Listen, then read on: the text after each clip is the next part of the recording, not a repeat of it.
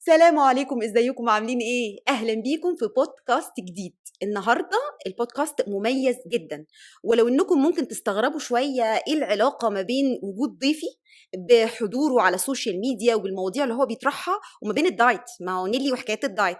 فايه علاقه الاستاذ امير منير يا اهلا بالدايت؟ وسهلا، يا اهلا وسهلا. أهل- هنشوف يعني. هنشوف. اهلا وسهلا اهلا بحضرتك. وسهلا ما بحضرتك. استغربتش يا استاذ امير ان انا قلت لحضرتك عايزه استضيفه؟ مش حاجه غريبه دي؟ لا بالعكس، لان انا مقتنع انه الدين ليه دور في كل حاجه. يعني فكره انه الاسلام دين مهيمن، فكره اني انا كل حاجه ليها، يعني هنتكلم النهارده هيبان ان كل حاجه فيها سبحان الله حكم لله، قول النبي صلى الله عليه اللهم صل وسلم. عليه. فكره الشرع اصلا والهدف من وراء الشرع عايز مننا ايه. فكل حاجه كل حاجه، فعشان كده حضرتك اول ما كلمتيني قلت والله انا طيب، جاهز. جديده تجربة دي، جديدة، جديده أيوه. دي. طيب نتعرف على حضرتك الأول بقى، يعني يمكن ده المتابعين، أنا شخصيا متابعة لحضرتك جيدة جدا. يا اهلا وسهلا. فدايما باخد المحتوى بتاع حضرتك اللي هو بسيط بيمس القلب كده، وبحس إن حضرتك هدفك ورسالتك هو إصلاح القلوب، يعني يمكن ده أنا استشفيته. ولكن أنا معرفكش معرفة يعني شخصية مثلا عشان أعرف حضرتك بدأت إزاي، أصلا تخصصك إيه. يعني نبدأ كده بحاجة سوشيال. ده سؤال صعب. طيب بسم الله، أنا أمير منير، خريج كلية صيدلة، صيدلة القاهرة 2006. اشتغلت في صيدلة فترة، اشتغلت في التدريس فترة، اشتغلت في البيزنس فترات، والحمد لله رب العالمين دلوقتي يعني عندي بيزنس خاص في موضوع التعليم، الحمد ما لله شاء رب الله. العالمين. الدعوة بقى هي اللي الناس عارفة عني، واللي فات كله أنا مش مهتم الناس تعرفه لسبب إني مش حابب إنه الأمر يختلط عليهم، وأمير ده بتاع إيه. فأنا حابب إن الناس لما أظهر لها على السوشيال ميديا يبقى أمير الداعية اللي بيكلمهم عن الدين، ولكن لكن حضرتك بس عشان الناس تبقى المتلقية الموضوع صح، عندك الشغل الخاص اللي بيدخلك الدخل بتاعك، الحمد وده لله رب ملوش العالمين. أي علاقة بشغلك على السوشيال ميديا. الحمد لله رب صح العالمين. كده؟ انا قافل اعلاناتي على السوشيال ميديا، انا ما عنديش اعلانات لا على فيسبوك ولا اعلانات على يوتيوب. انا الحمد لله رب العالمين عندي شغلي الخاص والدنيا زي الفل، طب الحمد ما لله. شاء الله، الحمد اللهم لله رب بارك. طيب، العالمين. انا هقول لحضرتك انا استضفت حضرتك ليه. اتفضل. من وجهة نظري انا شايفة ان في قسوة شديدة في التعامل مع الناس اللي بتحاول تظبط وزنها، مم. وفي قسوة شديدة في النصايح التغذوية اللي ليها علاقة بأصناف وأنواع الأكل المتاحة للناس للبشر، مم. خصوصا بقى في الظروف الاقتصادية الحالية. احنا عارفين طبعا ان في ناس بيبقى عندها مشكلة في ان هم يجيبوا أكلات معينة أو محددة ليها علاقة بالدايت. نعم. السمنة أو زيادة الوزن تضاعفت حوالي 3 مرات على مستوى العالم من سنة 1976. وبالنسبة للشق الطبي السمنة بتشخص مرض زي اي مرض، لان هي كمان مش مرض، هي مرض الامراض. في معاها او يصاحب ليها فوق ال 300 مضاعفه، وعندنا المضاعفه يعني الامراض الاخرى اللي ممكن تصاحب لمرض السمنه.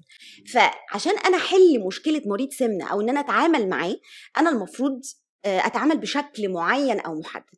بما ان انا بقى الرساله بتاعتي في شغلي في التغذيه هي الكوجنيتيف ريستراكشرنج او تغيير مفاهيم وافكار اوريدي الناس بتتداولها عن موضوع الوزن والاكل والى اخره، لقيت ريزيستنس او مقاومه رهيبه من الناس، لقيت تنمر شديد، لقيت يأس، لقيت احساس دايما انه انا اشمعنى انا في احساس ان انا مبتلى، الموضوع ده عندي ومش عند غيري.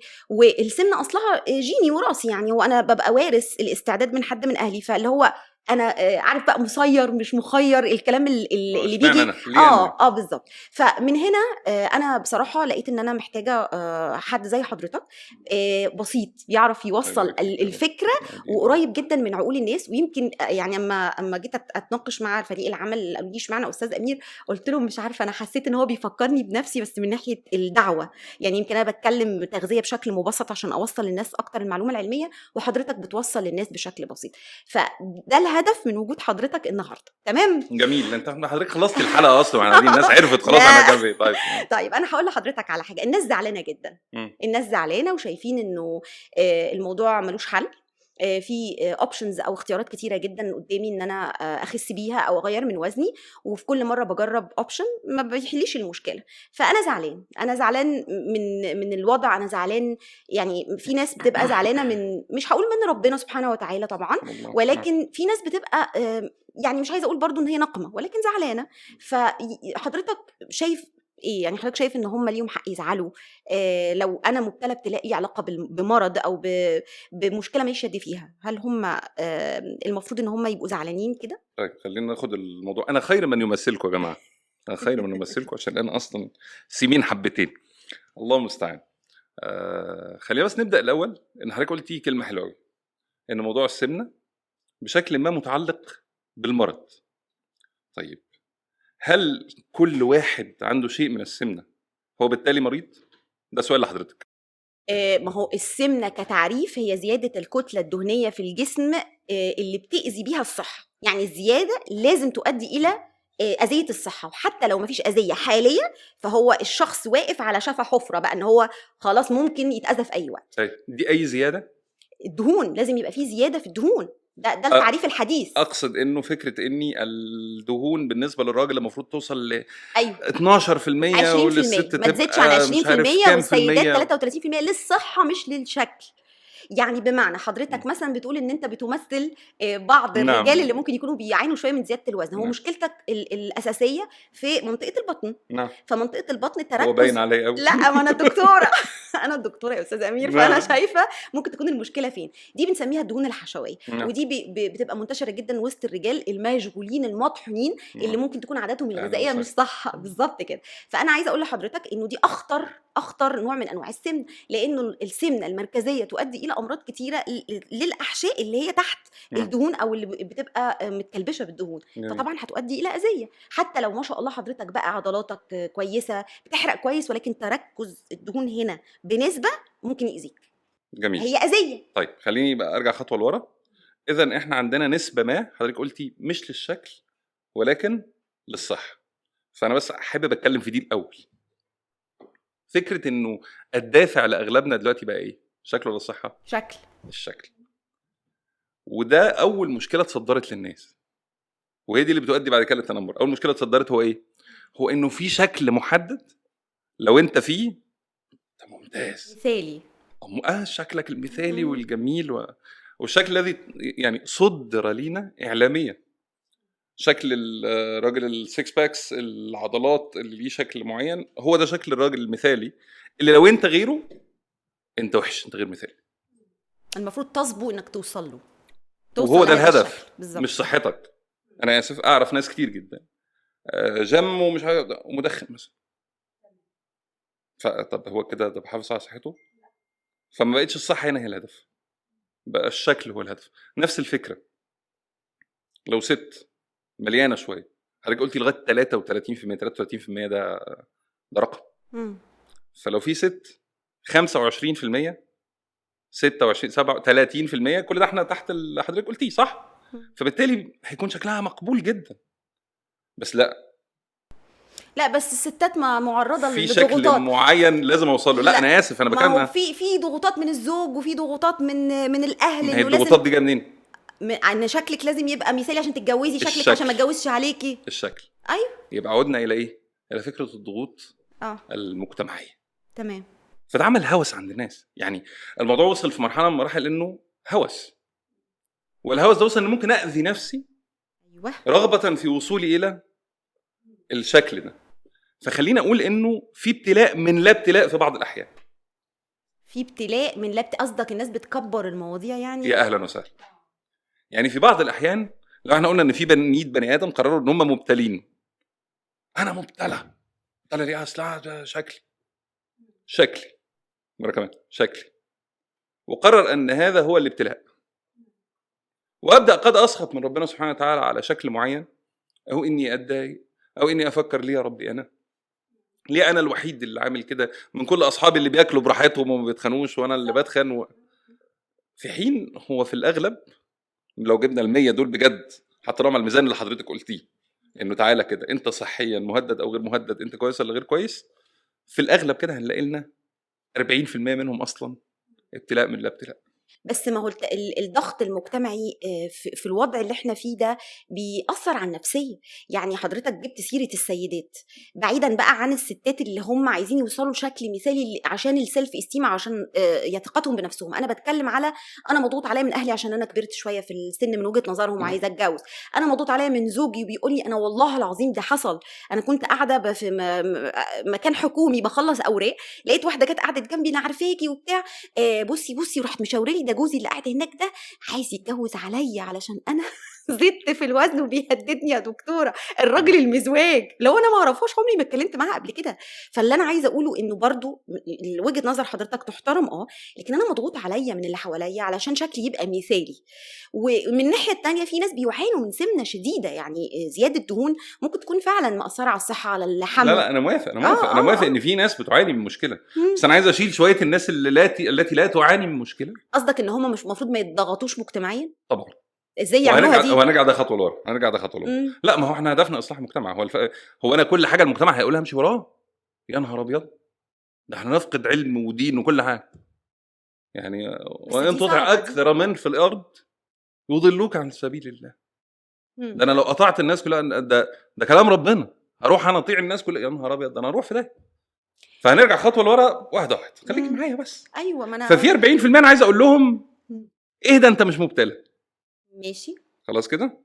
طب في 60% لسه مبتلين فعلا، هم عندهم حقيقه بقى سمنه حقيقيه ومشاكل يعني صحيه. طبعا.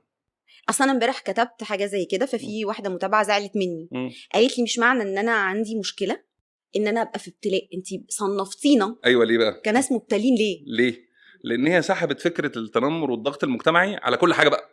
فلما يجي حد يقول لي ان ده ابتلاء، انت برضو كمان بتتنمر عليا، وانت كمان لا، ده هو ده الوحيد اللي ما تنمرش دلوقتي. لو حدش عليك ضغط مجتمعي قال لك يا اخي ده شيء من الابتلاء. يعني ابتلاء يا استاذ؟ حاضر، صلي على النبي. الدنيا في الاصل دار ابتلاء. يعني ايه ابتلاء؟ ربنا ما جبناش الدنيا هنا عشان نتمتع. كل متعه منقوصه، كل متعه منقوصه. هاتي اي متعه وانا هنقص لك منها حته. مفيش متعه كامله في الدنيا. عندك احلى عربيه لازم تروح تصينها، وممكن تبوظ، وممكن عجله تفرقع.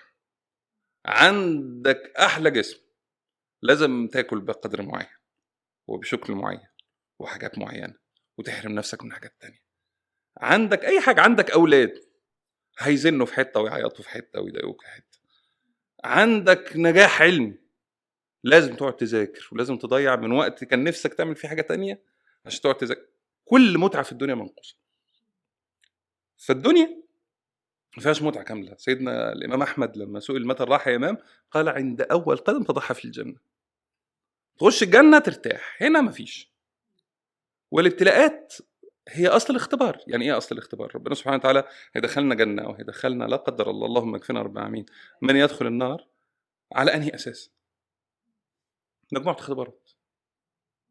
ومجموعه الاختبارات دي مجموعه اختبارات مختلفه من بني ادم لبني ادم. انا دايما احب اضرب المثل، بما ان صيدله بقى وحضرتك طب فهنبقى فاهمينه كويس. فكره الامتحان الشفوي. امتحان ربنا سبحانه وتعالى للبشر امتحان شفوي، مش ورقه واحده. يعني ما توزعش علينا الابتلاء واحد، لا. حضرتك مجموعه من الابتلاءات، انا مجموعه من الابتلاءات، الناس هنا مجموعه من الابتلاءات، كل واحد مجموعه من الابتلاءات. فانت ابتلاءك ده امتحان شفوي، يعني حاجه خاصه بيك انت. فواحد هيبتلى فيه مال، واحد هيبتلى فيه صحه، واحد هيبتلى بزياده صحه، واحد هيبتلى بزياده مال، واحد هيبتلى بمنع من الاولاد، واحد هيبتلى بزياده في الاولاد. كل دي ابتلاءات. الزياده تشكر ربنا سبحانه وتعالى ولا لا، والنقص هتصبر وتجتهد في التغيير ولا لا. طب يعني الابتلاء مفهوم هو اي حاجه بتوجعني نفسيا او لا، امال يعني الابتلاء هو كل حاجه. انت مبتلاه في كل شيء بتمر بيه في حياتك. انت مبتلاه في علمك، مش ربنا سبحانه وتعالى علمك؟ ما هو سبحان الله، ربنا يكفيني واياك وكل مستمع يا رب العالمين ومشاهد اني اقول انما اوتيته على علم. دي مصيبه سودة بقى لما ابدا اقول ايه، ما تخوفنيش انا عندي علم، اصل انا بتاع العلم. لا، انت مش بتاع العلم ولا اي حاجه اعوذ بك من العجب والكبر. احنا مجموعه من الكفتجيه اللي ربنا سبحانه وتعالى كرمنا ببعض العلم. خلاص كده. فمن اعطى العلم الله ابتلاك بيه. حضرتك هتطلع العلم ولا هتداريه؟ هتساعدي ولا لا؟ اداني شويه حاجات اعرفها طلعها للناس ولا هبخل بيها؟ طب ما هو ده عطاء. اداكي فلوس، اداني فلوس، ادى الناس دي فلوس. تتصدق؟ هتطلع زكاه مالك؟ هتنفق في سبيل الله؟ وكأني بأختبر في كل شيء. يعني موضوع الوزن اللي انا نفسي اوصل له من وجهة نظري بقى كشكل او صحة، ده بالنسبة لي اختبار، طبعا امتحان طبعا. مم. وعلى فكره يعني والاختبار ده ما فيهوش برضه سقط ونجح. ليه انا بقارن نفسي ي- بغيري وشايفه ناس بتنجح وناس وتوصل لوزن وسعدة وانا مش عارف انجح. نعم فليه ليه يا رب ساعدتهم وانا لا؟ هو ده اللي بيتقال لي، يعني دي حاضر. الناس دي نجحت وانا لا. طيب خلينا واحده واحده. يبقى رقم واحد، هي اي حاجه ابتلاء خلاص كده. تمام. فبالتالي لو حطيت السمنه جوه خانه الابتلاء، يا اهلا وسهلا، هو كل حاجه اصلا جوه خانه الابتلاء. مم. فلما اصلا تنظر للابتلاء بهذه الطريقه انه كل حاجه ابتلاء، فبالتالي هو انا مبتلى زي ما غيري مبتلى، انت بس شايف حاجه معينه ايوه، ومش شايف حاجه معينه. يعني معنى كلام حضرتك انه مهما انا شايف اللي قدامي سعيد وراضي ومبسوط، اكيد هو في وضع ابتلاء برضو، انا مش شايف جانب بالظبط الابتلاء ده. 100%. خصوصا بقى وربنا يسامحنا برضو احنا بتوع السوشيال ميديا، مم. صدرنا للناس فكره السعاده الدائمه والمرح الدائم واحنا على طول يا بنسافر يا رايحين يا جايين مش حاجه. حضرتك ما عندكش ابتلاءات؟ عندي كتير. انا لو الحمد لله رب لو العالمين. اتكيت عليك في بعض المشاكل والله هنعيط دلوقتي. ليه؟ لانه ما فيش حاجه اسمها انا بلا ابتلاء، كلنا اصحاب ابتلاءات.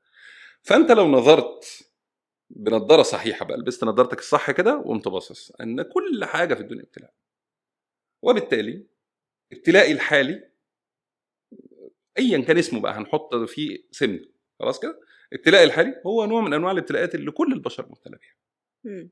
بس انا كان نفسي في ابتلاء معين ايوه، وما نفسيش في ابتلاء معين، اللي هو ايه؟ ما هو لو ربنا بيختبر الناس بالفقر والغنى، طب ما يختبرني بالغنى، يعني ما اختبرنيش بالسكس باكس ليه؟ يعني يا رب كنت ادهم لي وشوف اعمل بلانك قد ايه، يعني اللي هو انا هادي لما ربنا يديني. وسبحان الله ده من جهل البشر. يعني ابتلاءك على مقاسك، يعني حضرتك عايز تقول كده؟ يعني دايما ربنا بيختار سبحانه لا وتعالى. يكلف الله نفسا الا وسعها. هو اداك ما تطيق، جايز الناحيه الثانيه ما لا تطيق. وكان في حته قلتها بقى لازم نفهمها للناس، بس جت مني ايه كده شمال شويه. كنت بقول ايه؟ كنت بقول انه والابتلاء ده ما فيهوش ناجح وفاشل، لا هو الاختبار فيه ناجح وفاشل طبعا. الابتلاء ما فيهوش حلو ووحش. يعني ايه؟ في حد يقول لك اصل ربنا سبحانه وتعالى لو ابتلاني ابتلاء معين يبقى مش راضي عنه، ولو ابتلى واحد تاني ابتلاء معين يبقى راضي عنه. صح. يعني لو ابتلي بفلوس راضي عنه، لو ابتلي بجسم حلو لان هو شايفها نعمه مش لو ابتلاء. ابتلي ما هو شايفها ما بقول لك نعمه سبحان الله ده ناقصاني فهي نعمه عند ما هو الاخر. ده اللي تبقى ايه سبحان الله، ان ابقى فاهم ربنا سبحانه وتعالى بيتعامل معانا ازاي. مفيش حاجه اسمها قارون كان ابتلاؤه ايه؟ فلوس كتير فخسفنا بيه وبداري الارض. يعني هو راحت في داهيه بفلوس كتير مش بفقر. فسبحان الله النبي صلى الله عليه اللهم وسلم صل عليه، احب خلق الله الى الله. خلاص كده ابتلي بايه؟ النبي صلى الله عليه وسلم ربط على بطنه حجر من جوه. النبي صلى الله عليه وسلم مات كل ابنائه في حياته الا السيده فاطمه. النبي صلى الله عليه وسلم عمه بيحميه يموت، زوجته بس ده بيحبها النبي تموت. صلى الله عليه وسلم، يعني ما هو ربنا جعل نبي صلى الله عليه وسلم بني ادم ويحصل له ده عشان نعرف انه ربنا سبحانه وتعالى في احب خلقه ابتلاه. يعني الابتلاء بتاعي ده اختبار وعلى قدي وعلى قدي، بس لازم اركز عن فيه عشان انا هنجح او هفشل، عشان ربنا سبحانه وتعالى هيرضى عني، او لو انا سخطت يسخط علي. طب انا بفشل، عماله ادخل وافشل، وفي متسلط عليا كميه معلومات بحاول والله وبفشل، حتى عملت عمليه تكميم بالوفات وفشلت بعدها بعد ما خسيت، وانا عماله افشل فيأست. انا يائس، وبعدين انا حاسه انه يعني هو خلاص مفيش امل ان انا ابقى افضل واحسن. يعني انا دايما اقول للانسان اللي بيعاني من زياده الوزن انه ربنا سبحانه وتعالى كان قادر بحكمته في خلقه ان هو يخلي الجسم قادر على الادابتيشن او قادر على التاقلم على الزياده في الوزن، ولكن عدم التاقلم معناها اتحرك. يعني انت طالما جسمك مش متأقلم وبيعاني وفي اعراض يبقى اتحرك، وطالما هتتحرك ان شاء الله الجسم هيستجيب. الناس من كتر الميس انفورميشن او المعلومات الخاطئه او هنقول التوهه اللي هم فيها، هم في توهان حاسين ان مفيش امل فيأسين. فهنا بقى انا جت يستحضرني عباده حسن الظن بالله، وانه إن السعي هيوصلني في الاخر مهما تهت يعني. نعم. فحضرتك رايك ايه في البوينت دي؟ طيب برضه صلي على النبي، بس اللهم كل صل نقطة على نبدأها النبي. بالصلاة على النبي عشان ربنا اللهم يكرمنا صل كده على بكلام النبي. حلو ينفع بإذن الله. طيب خليني بس إيه أقول حاجة الأول. الحاجة الأولانية هي إيه؟ وهي نصيحة على طول كده. الشيطان دايما بيجعلك ترى من كل نعم الله، من كل نعم ربنا سبحانه وتعالى حتة واحدة بس تضايقك. فربنا سبحانه وتعالى مديك زوجة طيبة ومال وأولاد وسمنة. إيه ده؟ وليه أنا يديني السمنة؟ ما انا تعبان يا ابني ما أنت خدت الباقي. ايوه بس انا تعبان نيجي بعاني. بقى هنا اللي حضرتك بتتكلمي عليه. يبقى أول حاجة بس ننظر إلى نعم الله أولا. تمام. ليه بقى؟ لأنه النظر إلى نعمة الله عز وجل يجعلك لا تزدري النعمة زي ما النبي صلى الله عليه وسلم قال. يعني ما استقلش نعم ربنا عليا، دي واحد. 2 إني أحسن الظن بالله في الابتلاء. هي مش واحدة، هي 2. إني لا أزدري نعم ربنا عليا، عشان ده أصل الشكر. ويستأذن ربكم لئن شكرتم لأزيدنكم. هيزيدك من النعم. ما أنت مش ناقصك نعمة أهو، أنت متضايق، اشكر على باقي النعم عشان اللي أنت شايف إنها ناقصاك دي تيجي. دي رقم 1. فأنا أشكر على باقي النعم، أرى نعم ربنا سبحانه وتعالى في حوالي، في بيتي، في ولادي، في زوجتي، في شغلي، في اللي ربنا سبحانه وتعالى كرمني بيه. فدي رقم 1، أن ترى نعمة الله عز وجل، تشكر فتزيد نعم، فربنا سبحانه وتعالى يديك اللي ناقص. ثاني حاجة أن تحسن الظن بالله. بس يعني إيه أحسن الظن بالله؟ اللي بيحسن الظن بالله في الأغلب بيبقى عايز اللي هو عايزه. يعني إيه؟ صحيح. يعني أنا أحسن الظن بالله أنه يرزقني، خلاص كده، فما رزقنيش. فين يا رب حسن؟ أنت رب قلت إن أنا لو أحسنت الظن بيك هتديني، ليه يا رب ما اديتنيش؟ حقيقة. إحسان الظن بالله هو إحسان ظنك في طلبك، إن أنا أطلب اللي أنا عايزه، خلاص كده، وإحسان ظني في حكمته، أعطاني أو منعني. يعني إيه؟ أنا مطلوب مني سعي. يعني حضرتك مثلا لو بنتكلم دلوقتي عن السمنة عشان ده موضوعنا، أنا مطلوب مني أعمل إيه؟ أجتهد في إني أتعلم العلم الصحيح اللي ليه علاقة بالموضوع ده، ألجأ لأهل الخبرة والعلم. مطلوب مني إني أبدأ أمشي على الخطوات المطلوبة مني. مطلوب مني أجتهد قدر إمكاني في إني أحافظ على الأمر وأعمل اللي عليا. عملت اللي عليا كله وأحسنت الظن بالله إنه يعطيني إني أخس بقى وإني أبقى 6 باكس وجسمي حلو وبتاع. ما حصلش. أحسن الظن في حكمته. خلاص هو الحكيم. بس إضافة لكلام حضرتك، هو كده حتى لما وصلش للصورة الذهنية اللي هو حاططها في دماغه هيتحسن بالظبط. طبيا، هو لازم هيتحسن. ما دي كانت اللي جايه. طبعا. وهي ايه بقى؟ احساسي الشخصي بانه الحياه ابيض واسود. بالظبط. قول اور نان، قول له ما فيش. وحتى ده في العباده، يعني تيجي تكلم اي حد في العباده، سبحان الله. بصي هي يعني هي دماغ واحده، لو انت خدتها كده فردتها هترتاح في كل حاجه. يعني مثلا تكلم حد عن عباده معينه، تقول له مثلا والله اعمل كذا، يقول لك بس انا بعمل. يا ابني مش هي، مش قول اور نان، مش ابيض واسود. زياده الطاعات زياده في الحسنات. لما تزود حسنات هتغلب سيئاتك. فهي نفس الفكره.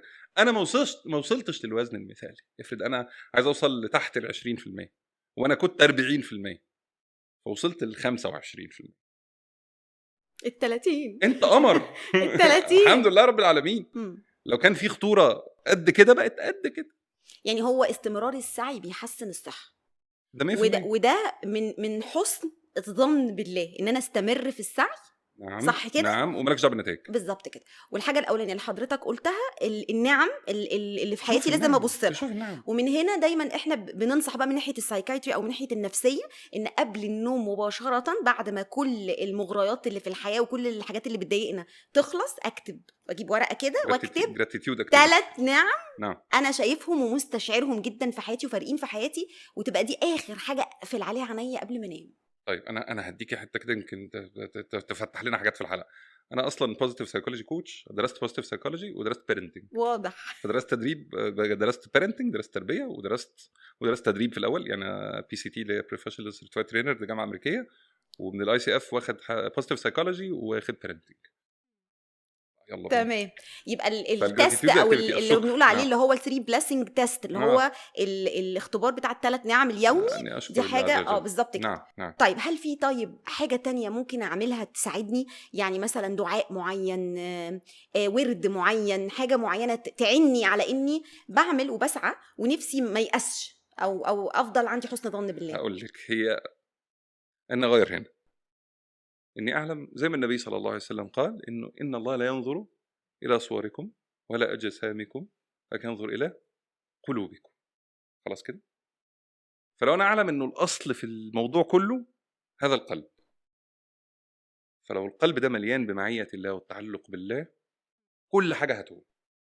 كل حاجة هتهون، سواء صعوبة السعي لاني هعمل حاجات صعبة عليا، فانا محتاج اعانة، محتاج انه حد يساعدني. ودايما بننسى في الحاجات الدنيوية بالذات معية الله.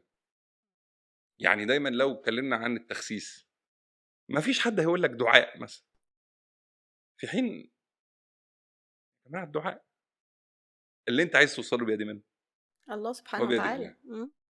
فمدار امرك كله، يعني سبحان الله، الصحابه كان واحد منهم يسال ربنا سبحانه وتعالى الملح، يدعو الله بالشسع، الشسع اللي هو رباط جزم، يقول له رب انا مش لاقي حاجه اربط بيها النعل فارزقني شسع احط الجزمه بتاعتي وامشي، شويه ملح الاكل يا رب. فسبحان الله المعيه، فكره اني اكثر من الدعاء، فكره اني اتعلق بان قلبي هو اللي يرضي ربنا عني. فلو انا قلبي سليم احب الله عز وجل، متعلق بيه، بزود في عباداتي، بقرب من ربنا سبحانه وتعالى، واكثر من الدعاء. الدعاء بقى اللي هو ايه؟ اي حاجه. يعني برضو دي تاني حاجه، انه هل في ذكر معين او دعاء معين؟ ينظر الى القلوب. فلو انا هرفع ايدي وادعوه عز وجل بانه يا رب انا اسعى في هذا الامر ده مضايقني، على فكره مضايقني شكلا، مش انا في الاول قلت لك نظره المجتمع احد اسباب ان الناس بتظن ان ده ابتلاء وهو اصلا مش جوه مرحله الابتلاء. يا سيدي انت هنا ادعي ربنا. فدعاء الله عز وجل والتعلق بالله سبحانه وتعالى والثقه في حكمته وشكر نعمه، لما جمع دول مع بعض كده انا هبقى هادي. هي الفكره فين؟ الفكره في انه اي حاجه محتاجه صبر. يعني انا دلوقتي لو سالت حضرتك، دكتوره حضرتك معاكي دكتوراه، خدتيها ازاي؟ هتحكي لي قصه طويله. مرمطت والله. بالظبط. طيب لو في النص انت انا يأست. زهقت بقى ومش مكمله، ما كناش قعدنا النهارده. تمام. اي حد يسالني مثلا انا اواظب على الصلاه ازاي؟ الصبر. انا ابطل ذنبي ازاي؟ الصبر. ربنا جعل الصبر ده هو الخلطه السريه لكل نجاح. ايوه، بس انا دايما باخد يعني دور المريض يلا. او الحاله او الشخص اللي بيعاني. نعم. المرتبه اللي حضرتك حلو الشخص بتتكلم اللي بيعاني دي، عليها. انا عايز اخرج من المريض للشخص اللي بيعاني. شخص بيعاني. حلو. حضرتك بتتكلم في مرتبه عاليه جدا من الروحانيات. نعم. انا بني ادم محطوط وسط ضغوطات مجتمعيه مخلياني كل يوم بقابل موقف، بقابل كلمه، بقابل نظره بتخليني للاسف عندي قله ثقه بالنفس، نعم. عندي احساس بالسخط، احساس باني انا زعلان على نفسي. امي جوه البيت، امي طول النهار تقول لي خسي، اقفلي بقك، ما عندكيش اراده. الدكتور اللي بروح له بيقول لي انتي اللي غلطانه، انتي اللي مش بتسمعي الكلام، اكيد عملتي حاجه غلط. لدرجه بما ان حضرتك زميل اليوروبيان جايد لاينز او المرجعيه العلميه الاوروبيه للتعامل مع الانسان اللي بيعاني من زياده الوزن، بتقول انه البرايمري كير فيزيشنز او الدكاتره المعنيين بالتعامل مع الناس دي هم اكتر الناس اللي بيخلوهم ستيجماتايزد، ان هم بيمسكوا فيهم ان هم مشكله فيكم، المشكله في ارادتكم، المشكله في بقكم، انتوا كدابين، انتوا كذا. فبالتالي غصب عني بزعل، غصب عني بيأس، بحاول اعمل اللي حضرتك بتقول عليه، ولكن انا يعني مش عارف اعمل ايه في التنمر مثلا، حاجه زي التنمر مثلا المفروض اتعامل معاها ازاي؟ طيب صلي على النبي. اللهم صل عليه. عندنا حاجتين. حاجه اولانيه في اني انا برضو محتاجه اقيم هل انا محتاج طبيب نفسي. تمام. لانه برضو في جزء كده مهم جدا. يعني مثلا لما اكلم مريض اكتئاب، لما بكلم حد يستشعر ضيق حقيقي، يعني فكلمه قرب من ربنا بس منقوصه، لانه اللي هو عشان نوضح الضيق اللي بيعطله عن يقوم بمهامه اليوميه بالظبط كده. فكلمه قرب من ربنا بس منقوصه، مع ان القرب من الله كافي، بس هو مش عارف يزق نفسه للدرجه اللي تساعده انه يخلص الحته دي، فبيبقى محتاج مساعده. فبرضه الحمد لله اظن انها زادت في وسط الناس فكره تقبل ان انا قد احتاج ان اروح لطبيب نفسي او ثيرابيست او يعني حد يساعدني. ظني ان ده بقى موجود، فده مهم. يعني لو يعني انا من كتر الضغوطات الواحد بيشوفها ممكن جينيا لو جدا هو معرض لاي مرض نفسي زي الاكتئاب ان هو يلجأ لمتخصص.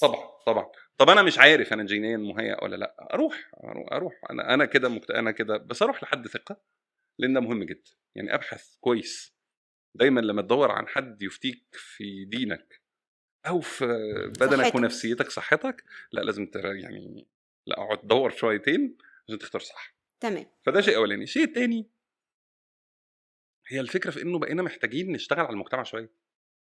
يعني هي في حاجه كده بقى، وده اللي المفروض يحصل. يعني وده اللي قلناه من شويه، وان تطع اكثر من في الارض يضلوك عن سبيل الله. يعني فكره اني اتقبل ان المجتمع بينظر للناس النظره دي، نظره الكبر.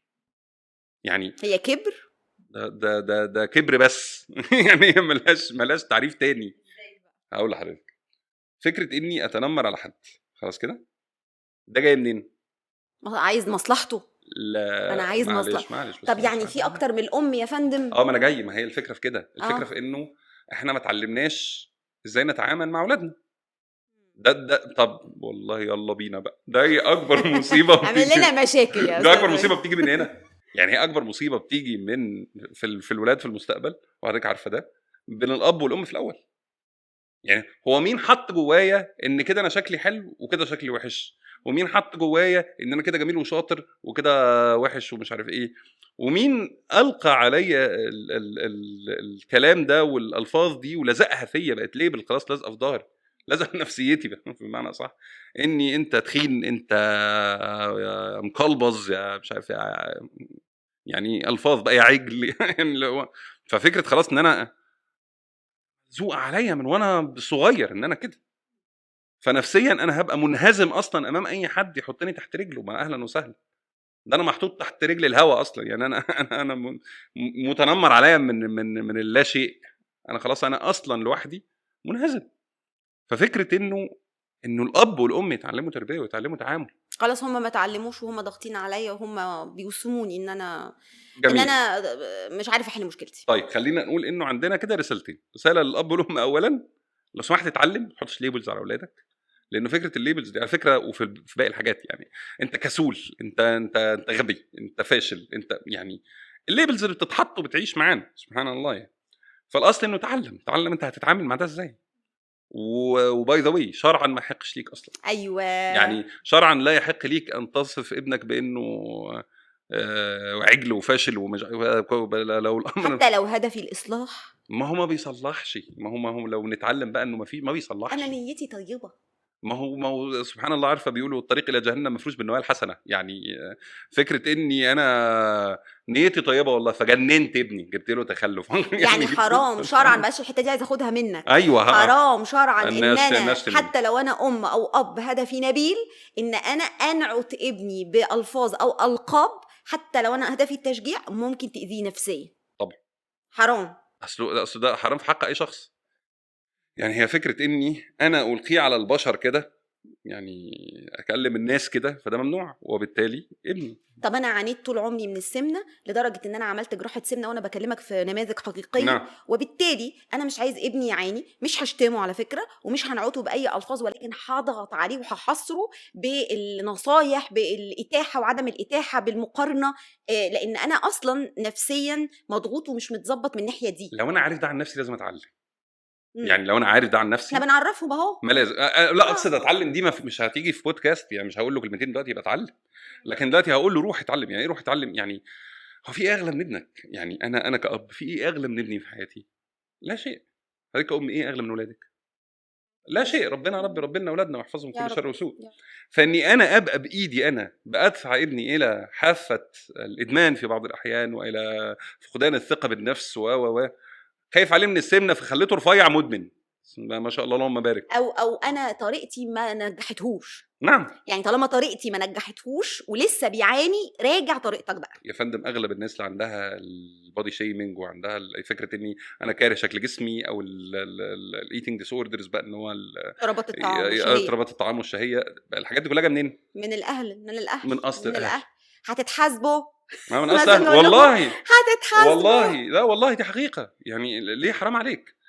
يعني انت عايز تعلم ابنك شيء وعايز تحافظ عليه، انت بتدمره. الناس بتزعل يا دكتور أمير من الكلام ده على فكرة، يعني بيحسوا إن إحنا بنشكك في نواياهم أو إن إحنا ابدا ابدا بنحسسهم ابدا. إن هم غلطانين لسبب ما خلينا يعني. نتفق اتفاق بس. هو مفيش اب وام مش عايزين مصلحه ابنهم في الاغلب، طبعا الا المرضى يعني، لكن انا فطريا بتكلم لكن طبعا. فطريا مم. لو بني ادم سوي يعني، هو مصلحه ابنه وبنته دي فوق السماء. مصلحه ابنه وبنتها دي انا اموت هم يبقوا كويسين. كنت امبارح مراتي بتحكي لي عن فيديو كده، واحد مش عارف قرش بيهجم على 3 اب وولاده، فبتقول لي بيخرج ولاده بره وهو بيلف يواجه القرش مع انه كان المفروض يجري هو كمان. ده في اسبانيا. فبقول لها سبحان الله، فكره انه يلف يواجهه دي اب يعني انا ما ياكلنا انا وما يقربش منهم. فسبحان الله، لا انا اثق في نوايا الاب والام. مش بنتكلم هنا خالص، أنا بتكلم انه نواياكم الجميله دي لازم تدي اثرها. مش ده اللي انا عايزه، ولا انا عايز ايه ومارس ايه على ابني؟ شويه سلطه وخلاص اقول له ده غلط ده صح وانت ما بتفهمش وانت لا. فانا نواياي حسنه، اتعلم كيف اطبق هذه النوايا الحسنه. احنا ما بنشككش في نيه الاهل اكيد، يعني لا نيه الاهل مش بنشكك فيها. احنا عايزين نتحسن ولا مش عايزين نتحسن؟ مم. ما هو مش كل ما كان حد يقول لي بتشك في نوايا. يعني نخلي الاهل يبصوا على الوضع الحالي، لو الوضع الحالي بطريقتكم ما تحسنش او في سوء، يبقى نحاول نغير ده بالتعلم، صح بالتعلم كده؟ صح. انا يا فندم عندي ابني يعني. طيب ما انا ممكن اجي للدكتوره نيلي بابني، هي هتساعده وهتساعدني انا اساعده ازاي؟ مم. حد متخصص يا فكره التخصص، فكره ان انا اروح لحد يساعدني دي مهمه جدا. طب انا بروح للمتخصصين او مش هقول عليهم متخصصين، يعني السوق في ناس ممكن يضللوني، يعني ممكن اروح وهم يساعدوني اصلا ويقووا عندي حته ان انا اضغط على الولد وان انا امنعه وان انا احرمه. فهل اصلا المنع والمقارنه، مثلا انا عندي ولد رفيع والتاني عنده قابليه للزياده، فانا بقارن وانا يعني بتكلم على الاكل كتير ومحسس اللي حواليا ان هم عندهم مشكله، ده غلط. الفايبس او اللي بيحصل ده من الاب او الام، دي حاجه غلط خليني اقول لك ان شرعا. خليني اقول لك حاجه. خليني اقول لك ان المقارنه اصل التنمر والكبر. اصلا كلمه تنمر مش كلمه اسلاميه، هي كلمه اصلا انا ما اعرفش ترجمه ايه علاقتها ببولينج يعني، وليه اتحولت لتنمر وجايه من ايه تنمر، فايا كان يعني. والله عمري ما بحثت فيها يعني. لكن هي كبر. هي كبر يعني، ما هي كبر بمعنى ايه؟ يعني ان انا بتكبر ابليس عمل ايه لما ربنا سبحانه وتعالى خلق سيدنا ادم؟ انا افضل، انا احسن. قال له ده شطين، اه انا النار. اه. دي كانت خطيئه ابليس. ايه خطيئه الاب والام بقى في ان هم ان رد امر الله عز وجل، خلاص كده. تمام. والنبي صلى الله عليه وسلم اللهم صل قال عن على الكبر ده: لا يدخل الجنه من كان في قلبه مثقال ذره من كبر. فين الكبر خلاص، بقى عشان نبقى حاطين ايدينا؟ هقول لك. الكبر في اني انا لما هقارن، خلاص كده، احنا قلنا المقارنه دي بتؤدي الى هذا. انا عندي واحد رفيع واحد تخين، فبص اخوك رياضي يعني عجل، بص اخوك مش عارف. فبقى في ايه هنا؟ افضل واقل. افضل واقل في نفس الافضل ايه؟ انا افضل فبالتالي اقل. ده كبر. بعلمهم الكبر يعني، مش بنشر. هو المجتمع فيه ليه التنمر ده منتشر؟ نظرا لان ده طبيعه حال كل الناس، اني دايما اقارن نفسي ناجح وفاشل، كويس ووحش، عظيم وحقير وهكذا. فادى الامر الى الكبر، ونسينا ان اكرمكم عند الله اتقاكم. هي عشان كده الميزان يعني. بص يا فندم، كل التفاصيل اللي حوالين ان اكرمكم عند الله اتقاكم، كل التفاصيل اللي حوالين القلب المتعلق بالله، كل التفاصيل اللي حوالين بني ادم عايز رضا ربنا سبحانه وتعالى، كلها تفاصيل نعيشها زي ما انت عايز. نتخن ونجتهد عشان نخس، ونقع ونجتهد عشان نتوب بس وانا فاكر ان ده الاصل. ولا كبر، مفيش فضل لحد على حد. حضرتك قلتي حاجه جميله جدا، سبب الجيني في بعض الاحيان انه انا جينيا اكل اتخن. في واحد تاني بياكل نفس الاكل بتاعي ما بيزيدش. انا اتذكر ربنا يرحمك يا طنط يا رب، يعني كان واحد صديقي كان يعني قاعدين عنده في البيت على طول، فمامته كانت تجيب لنا اطباق وتجيب له حله، يعني هو في حله بتتحط قدامه وشاط اطباق قدامنا، وهو ارفع واحد في القعده يعني. بس رايح بس يعني لا اله الا الله ماشي. فالفكره انه خلاص ده سبب ربنا سبحانه وتعالى اداهولك. كبر بايه؟ كبر بايه؟ لو انت ذكي ربنا اداك الذكاء، لو انت متعلم ربنا اداك العلم، كبر بايه؟ طيب لو قلنا بقى إنه نعم. في غلاظة كده في القلب أو في القسوة في اللسان مم. للناس اللي بتنصح، مم. منها مؤدي الخدمة الصحية، منها الصحاب، منها الأهل، هل ده حاجة يعني مش المفروض إنها دينيًا تحصل؟ يعني مثلًا أنا وأنا قاعد باتكلم على الحالة بتاعتي أنا باشِد عليها بطريقة فيها قسوة شوية في كلامي أو مم. كذا، فهل ده غلط؟ أو أنا مثلًا صاحبي عايز مصلحته، فده لو أنا عايز مصلحته يعني نيتي نعم. طيبة يعني، نعم. وابتديت أغلِّس عليه وأنت مش شايف نَفْسك اقفل بُقّك شوية أو كذا، هل ده غلط؟ طيب خلّينا نقول إنه كانوا يقولوها لنا في الدعوة، يقول لك الباب اللي ما تعرفش تفتحه ما تكسروش. يعني إيه الباب اللي ما تعرفش تفتحه وما تكسروش؟ أنت كداعية هتكلم الناس في الدين، في واحد مش متقبلك، ما تفتحش الباب ده، لأنك لو حاولت هتكسر في إيدك، فسيبه لحد تاني يعرف يفتحه. خلاص كده؟ تعالي نحطها على اللي حضرتك بتسأليني عليه دلوقتي. بعض القسوة مطلوب، يعني إيه بعض القسوة مطلوب؟ يعني خلّينا نتفق إنه لأ، في واحد هو بيضيّع نفسه، يعني خلّيني برضه إيه حتى في الparenting في التربية يعني، إنه لأ، هو أنا ابني لو هيحط إيده في الكهربا لأ، أنا هاجري واشيلها، يعني مش هاقف حبيبي خُد بالك يحط إيده في الكهربا هيروح فيها، يالّا حبيبي خُد shower وهو رايح يحط صوابعه ما بيسألش فيّا، فلو انتظرت لآخر لحظة لأ، أنا عبيط يعني لازم أتدخّل. ففي بعض الأحيان بعض القسوة مطلوبة، لكن طريقة القسوة عاملة إزاي؟ إمم. وما حول هذه القسوة عامل إزاي؟ يعني ومش حابب أسميها قسوة أصلًا، يعني أحب أسميها إيه؟ تفويق. فبرضه ده هييجي عنده الحتة دي، ما تعرفش تفتح الباب ما تكسروش. إمم. هل أنت من الدايرة اللي أنا سامح لها بإن هي تفوّقني؟ لإنه في دايرة أنا سامح لها إنها إمم. تفوّقني. مين اللي بينصح يعني؟ بالضبط. وهل أنت بتعرف تفوّق؟ لإنه في واحد مُغمى عليه على الأرض، فحد هيرفع له رجليه وهيشمّمه مثلًا حاجة نفاذة شوية ويصبر عليه فهيقوم. وفي ناس هيقوموا حاطينه على كرسي ومدينه بالأقلام ويالّا فوّق وهو عنده أصلًا غيبوبة بسبب ارتفاع السُكّر، كوباية مَيّة بسُكّر بسرعة يعني. فهو بيعمل إيه فيه دلوقتي؟ بيموّته. الدِبّة اللي قتلت صاحبها. بالضبط. فأنت بتحب، جميل. فاهم يعني إيه شِدّة، فاهم تعمل إيه حوالين الشِدّة دي عشان تبقى مقبولة. برضه رجعنا لنقطة التعلُّم، يعني أنا صح هافضل فيها كده؟ أصلًا. آه. إنه الأصل إني أتعلم، طالما عندي كيس في البيت، إمم. طالما عندي كيس كأب، طالما عندي كيس كصديق على فكرة، طالما عندي كيس في حاجة حواليّا محتاجة مساعدتي، أتعلم أساعدها إزاي؟ طب ما باعرفش أساعدها إزاي؟ أجيب حد يساعدها، لكن وساعتها ممكن تبقى القسوة في إنه يتقبل الحد اللي هيساعده، تمام. لإنه في بعض الأحيان يصل بالأمر إنه أنا مش هاتساعد، لأ يعني وهنشوف ده هيتعمل إزاي. تمام. قد يكون في شدة، قد يكون في شدة والشدة مقبولة في هذا الأمر. بس أنا عايز أضيف حتة قبل ما ما هو ننتقل للنقطة اللي بعدها. ما ينفعش إحنا نقول شِدّة على ولد والتاني يعني أقصد إمم. هو بيبقى lifestyle يعني ما ينفعش إن أنا عشان عندي شخص بيعاني من مشكلة، إمم. إنه جوّه البيت الشخص ده فقط اللي يبقى متركِّز عليه إن هو لازم يعمل 1، 2، 3 وبقية البيت لأ، لإنه هو الفكرة هو إنه لازم الشخص ده يتعلّم إنه بقية العيلة كلّها لازم تمشي على طريقة معيّنة، أسلوب معيّن في الحياة، نعم. هو ده اللي أنا باتكلّم فيه، مش إن إحنا نبقى مركّزين على هذا الشخص، فزي ما حضرتك قُلتِ هو يحس إن هو منبوذ أو إن هو مختلف، فيبقى بعد كده انهزامي ويتداس عليه زي ما نعم. حضرتك قُلت. بس خلّينا نتفق اتفاق، لو في حد هو وحده اللي مريض، ما برضه دي لازم تبقى متقبّلة في وسط الناس. يعني أنا عندي فلان اللي عنده مشكلة في وسط أولادي، فبالتالي قد ربنا يا رب يكفي ولادنا جميعًا يا رب، آمين يا ربنا رب. يحفظ كل ولادنا يا رب. ففلان ده بالتالي اللي هو اللي ممكن آخده وأوديه لطبيب نفسي، أيوه، بس أنا فلان ده هو باتكلّم اللي على ممكن أوديه الأكل لطبيب والشرب سِمنة. والعادات اليومية، ده مؤثّر طيب جدًا في ده الميزان. حضرتك تعلّميني فيه. إمم. إمم. هاسألِك سؤال، هل في واحد أو اللي بياكل ما بيتخنش ده يعني سليم ما عندوش لأ مشكلة؟ طبعًا هيبقى عنده لو الquality أو نوعية إمم. الطعام دي غلط، معلومة مش عند الناس. ما بنحاول أنا والله. باكل ما باتخنش دي بيفتكرها خلاص هي gift. رخصة. فبالتالي أنا بسم الله الرحمن الرحيم أخضر إمم. ويابس، هات لي بس بُص إحنا رجعنا برضه لنقطة التعلُّم. نعم. ليه؟ لإنه في النهاية لو أنا كأب وأم فهمت إنه هو الhealthy lifestyle المفروض أعيش عليه كل البيت، إمم. إمم. لإنه اللي كَل وما تخنش ده مش سليم، إمم. بالعكس ده اللي كَل وتخن ده ادّاني كده إشارة إن أنا إشارة لازم إن في أتدخّل. حاجة، إمم. لكن ده ما ادّانيش إشارة. إمم. وده في حياتنا كتير، شوف كام عندك واحد في العيلة رفيّع وعنده السُكر. صح. كام واحد في العيلة أو رفيّع وعنده أو الضغط. هيحصل في المستقبل يعني. قصدي حصل فأنت شُفت إمم.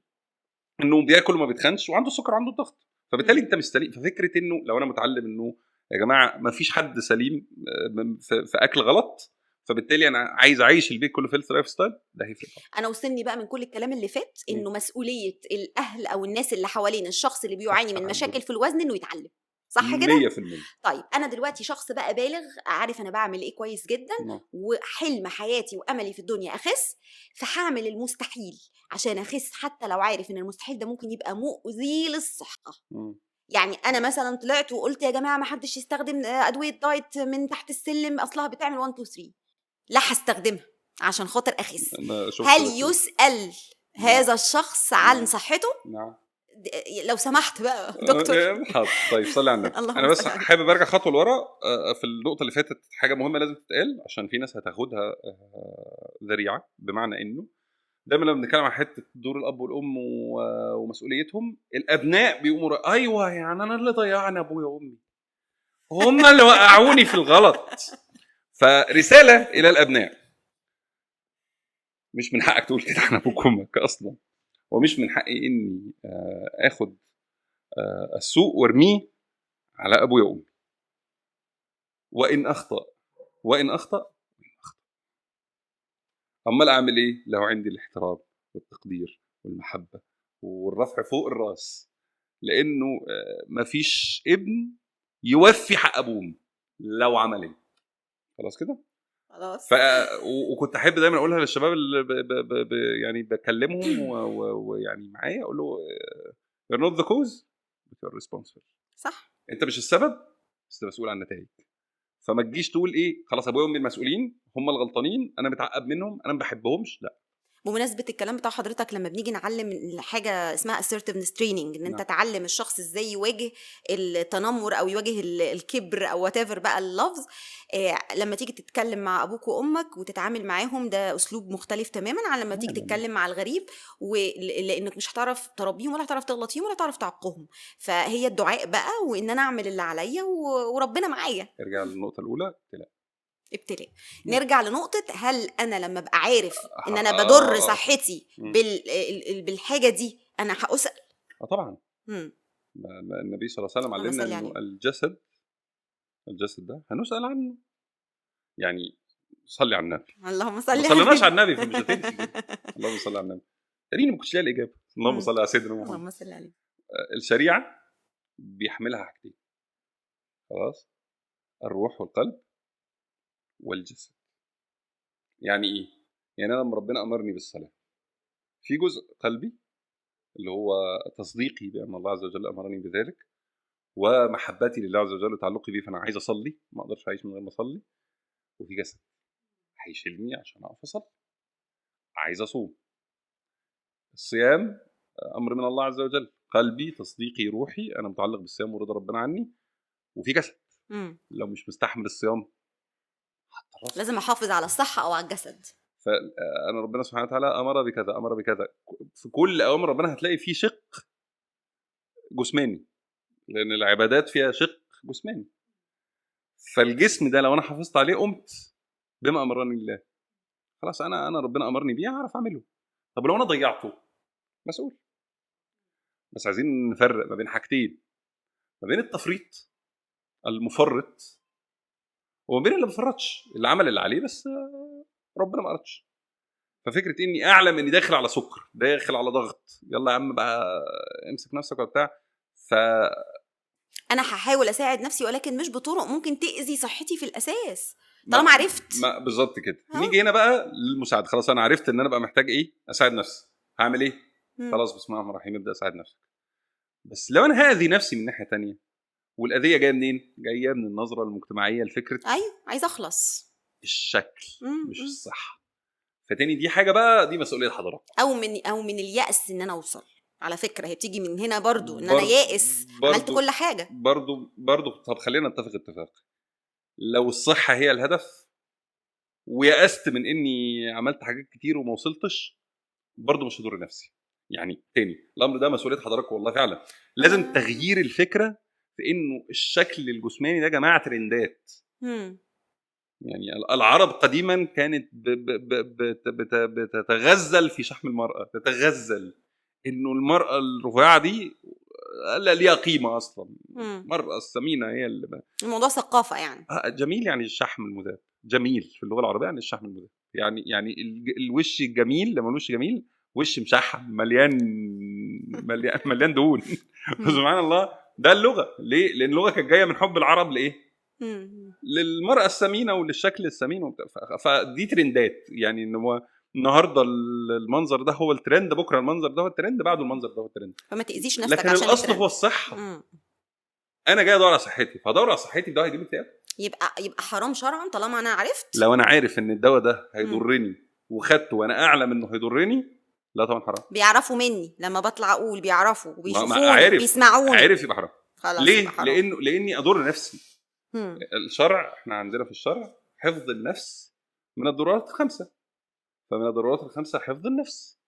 فلو انا اعلم انه ده بيضرني، انا اصلا وقعت حاجه الشريعه مسمياها الضرورات الخمس، ففكره ان انا اشيل منهم واحده انا عملت مصيبه.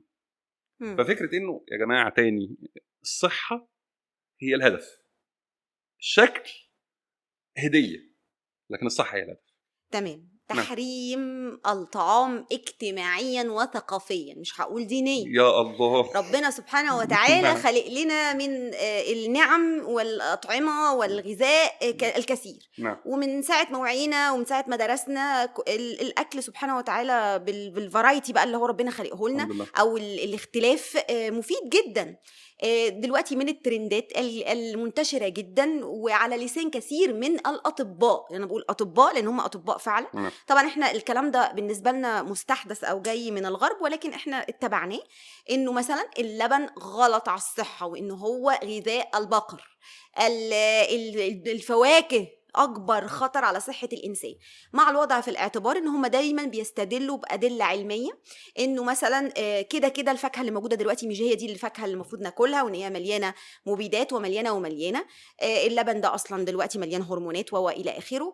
المفروض إن احنا ما ناكلش اللحمة الضاني في العيد، كل سنة وحضرتك طيب، الأضحى، لأنها مليانة دهون وشحوم ودي حاجة مضرة للصحة.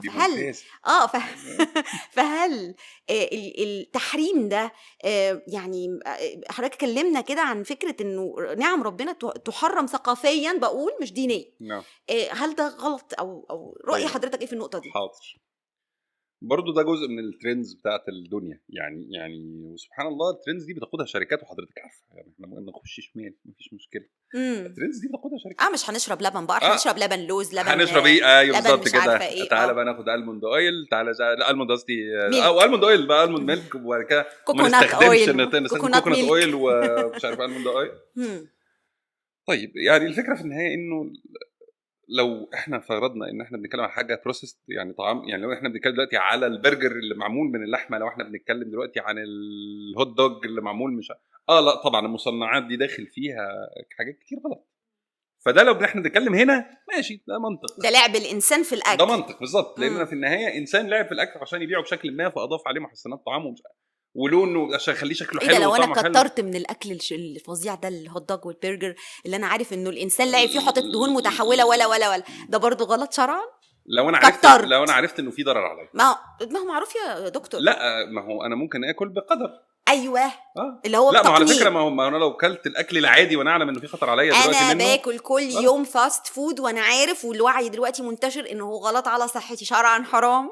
الاكل حلو يا دكتور الله، لا اله الا الله. انا عايزه من حضرتك طيب لا خليني ما اقدرش اقول، مش هنقول فتوى يا فندم. لا ما انا اقول لك ما اقدرش اقول حرام، لانه في النهايه حرام دي ليها ايه؟ طبعا ليها ميزان طبعا. خلاص بس لكن هنحط الميزان هو ايه؟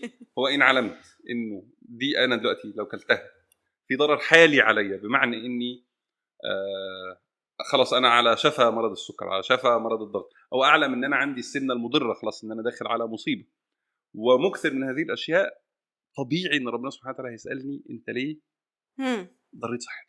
حلو الكلام ده. فده امر استخدمه انا بقى في براحتك زي ما انت عايز، لانه ده الصح. ايوه طبيعي ربنا هيسالني انا ضريت. نرجع للاكل الطبيعي اللي ربنا سبحانه وتعالى، لكن ربنا سبحانه وتعالى خلقني فانا دلوقتي بتتكلم عن العيوب الهرمونيه اللي في الحاجات، طب خلاص اجيبها من مكان اقدر اثق في جوده حاجته.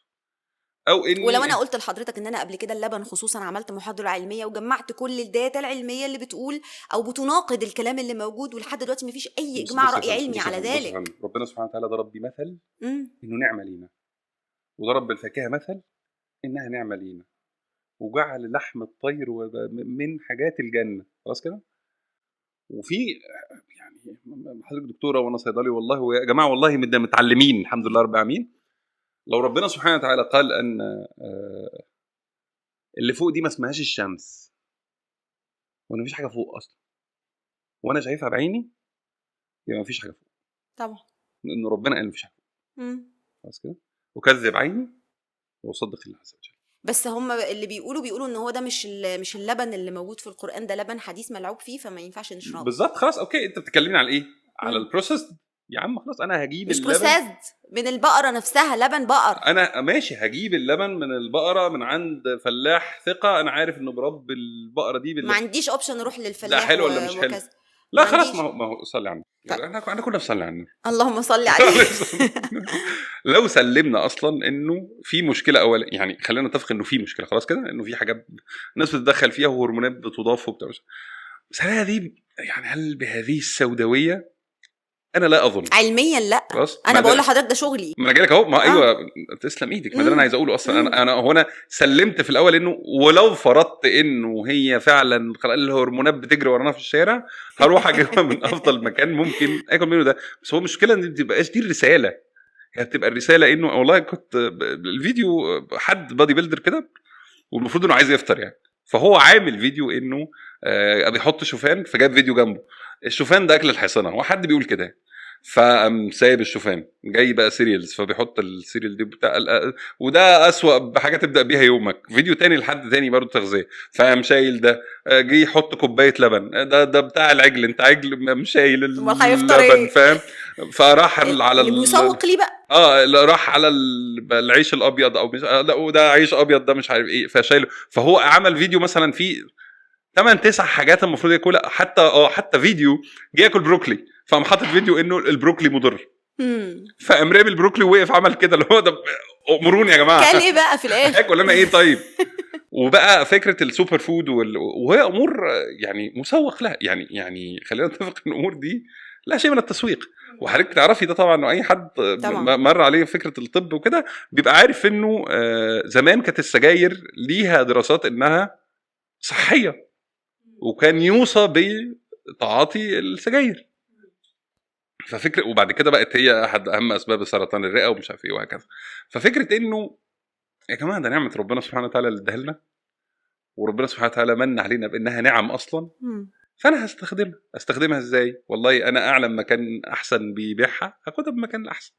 طيب انا هاكلها وخلاص وربنا معايا، هاكلها يا سيدي، بس لا افراط ولا تفريط. لا تقول ان انا هوقفها وما اكلش. الاعتدال نعم، وهو برضو اصل في كل شيء طيب طبعا، ان انت تعتدل. وانك تسمع لاهل العلم. اهل العلم بيقولوا انه، وده الاجماع الراي، انه مفيش اي ضرر من اللبن بهذا الشكل، وانه كميه الهرمونات اللي بتوصل في الاخر للدم بسيطه جدا ضئيله. اللاكتوز انتولرنس او ان عدم تحملنا للبن مثلا، ده موجود في قطاع من البشر وبيبقى لهم اعراض معينه. طالما ما عندكش اعراض اشرب، عندك اعراض اشرب لحد كوبايه، وانه الجسم بيتاقلم. في حاجه اسمها ادابتيشن او تاقلم على الموجود. فالموضوع معقد علميا، مش ببساطه ان انا عنك حاجة ربنا سبحانه وتعالى خلقها لنا. فمعنى الكلام ان انا طالما ربنا سبحانه وتعالى ذكرها ونعمة، هاكلها وهتوكل على الله، وهحاول انتقي المصدر اللي انا بجيبه عشان يبقى افضل حاجة، واسمع للمتخصص. ده مهم قوي بقى. ده مرهق اصلا. يعني اسمع المتخصص ده اصلا في كل شيء، لان احنا بقى عندنا ايه، اني بعترض وخلاص. يعني وده حضرتك هتشوفي عندك في التعليقات. يعني في بعض الاعتراضات ببقى نفسي ارد عليه، اقول لحضرتك يعني انا مثلا عشان بقدم شيء شرعي، يعني فنفسي افتح، انت درست شرع نص ساعه، مش نص ساعه، انت عدى عليك صلاه الظهر يعني صليتها قبل كده. ما انت لو صليتها قبل كده هتعرف المعلومه ان انت اللي بتعترض عليها دلوقتي معلومه صحيحه 100%. طب جالي هنا سؤال بقى. معنى الكلام ان انا لو مش اهل علم، وانا عارف ان انا مش اهل علم، وجايه اصدر معلومه قريتها، هاسال بقى عن نتيجه هذه المعلومه اللي انا نشرتها؟ هيتوقف ده بقى على قريتها دي. يعني ايه؟ يعني هل انا دلوقتي وانا بصدر معلومه ما، هل سمعتها من اهل علم واهل علم ثقه؟ قريتها من بحث؟ لا، ما هو وانا غير ملم بالريسيرش ميثودولوجي. مش حاجه اسمها كده، حاجه اسمها قريتها من بحث. قريتها. العلم يتعلم من عالم. نقول تاني، تخصص تقصد؟ يتعلم من عالم. تخصص، نعم طبعا 100%. لاني انا دلوقتي هقعد اتعلم شرع خلاص كده. معنى الايه ايه؟ معنى الحديث ايه؟ ده امر توارثه النبي، الصحابه، النبي صلى الله عليه وسلم طبعا، الصحابه الكرام، تابعين، ائمه، يوصلني. الله. لكن انا هقعد انا مع نفسي، وده الهبل اللي بيجرى دلوقتي في تفسيرات الدين. سبحان الله، الناس اللي بتهبل بقى تقول لك ده فرعون اسلم قبل ما يموت، وان المسجد الاقصى في مدينه نصر والحاجات دي. ايوه بالظبط، اللي هو ايه، ماشي معايا نفس الخط انت. انا بألف مع نفسي. فالامر في التغذيه كذلك. انت دلوقتي لا حقيقه والله، انا واحد من الناس لو شفت فيديوهات تغذيه في الاغلب بشيلها، بمشيها لا مؤاخذه. ليه بقى ليه لهذا الامر اللي انا كنت بكلمك عليه، انه اقعد مع واحد لو انت خدت الاشواجندا دي 3 ايام هتطير. لا الاشواجندا مضر يا جماعه. لو انت شربت اللبن ده هتتحول لبقره. يا دكتور امير هيسال لو خد المعلومه هو غير متخصص. نعم. او ما يعني الموضوع التخصص مرهق جدا. هيسال خلينا رقم واحد بس، هو هيسال لو هو غير متخصص وغير متعلم وبيقول للناس معلومه. ادي رقم واحد خلاص. امتى بقى يبقى ربنا سبحانه وتعالى يرضى عنه وياخد بقى ثواب المعلومه؟ إن أخذها من متخصص وفهمها كويس جدا وعارف إنه ملم بالمعلومة كاملة ونقلها بشكل. ما هو مش هياخدها من متخصص غير لو درس يا دكتور. بالظبط كده، ما ده اللي بقوله. أيوة، أنا درست، قعدت بين يدي عالم، اتعلمت، قول مش بحث حر يعني. ايوه، لانه دلوقتي عارف اللي هو انا جربتها ونفعت يعني. ايوه اللي هي جربتها ونفعت دي مشهوره جدا. اللي هو اصلا انا لما خدت الدواء الفلاني او كصيدلي مثلا، لما خدت الدواء الفلاني ربنا كرمني يا بيما الحمد لله انطمك دعيالك فعدت. لكن الطبيعي كنت مثلا يحصل لك مضاعفات معينه. فالافتاء بغير علم في دين ودنيا امر تحاسب عليه امام الله. طيب حضرتك ما بتخسش ليه بقى؟ عمال لما دخلت عليا كده قلت لي ايه؟ بطني كرشي عملت كده الدايت استغفر الله العظيم. ما بتخسش ليه يا دكتور؟ طيب هقول لحضرتك حاجه. هو طب والله دي حاجه كويسه ان انا انقلها للناس والله. طب هقول لك انا حاجتين. رقم واحد هو انا سبق لا صلي على النبي الأول. اللهم صل وسلم على سيدنا محمد. صح عشان تسلك. صح اللهم صل على سيدنا محمد. اللهم صل على سيدنا محمد. في فترات عملت فيها دايت ونجحت جدا جدا يعني. وصلت في مرحله ان كنت خلاص بقى لا يعني انا كده ايه، عاش يا امير. مشكله في الاستمراريه. ايوه نعم. نستمر ازاي يا فندم؟ ما انا اللي هسال. اللهم صل على سيدنا محمد. صحتك مش اولويه. هقول لك صح، بالعكس. امال ايه بقى؟ ما انا جاي لحضرتك في الموضوع. اول حاجه هي انه انا فاكر والله كويس عملت دايت فتره طويله من الزمن ونجح جدا معايا. وصلت الوزن كان رائع ونسبه دهون رائعه وشيب رائع يعني. خلاص وصلت كل حاجه تمام. فحبيت اريح شويه فريحت 4 سنين. فكل حته دهون عارفه مكانها. ادينا يعني كبسوله للاستمراريه يا فندم.